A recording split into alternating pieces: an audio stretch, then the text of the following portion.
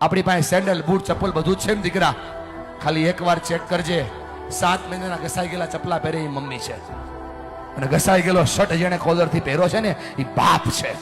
તમને ફરક પડે કે ના પડે, એમને ફરક પડે છે. જ્યારે તમે ખોટું બોલો છો, જ્યારે તમે તમારી જાતને છેતરો છો, જ્યારે ભણવાના બાના ઉપર તમે બીજા કામ કરો છો ને બેટા, તમને ફરક પડે કે ના પડે, એમને ફરક પડે છે. કેટલો ફરક પડે છે તમને કઈ નથી શકતા, કેમ કે તમે મોટા થઈ ગયા છો બેટા.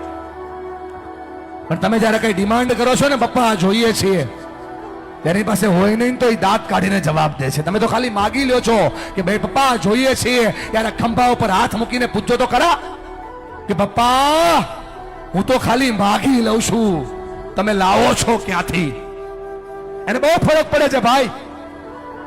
ફરી કઈ નથી શકતા, તું જુવાન થઈ ગયો ને એટલા માટે.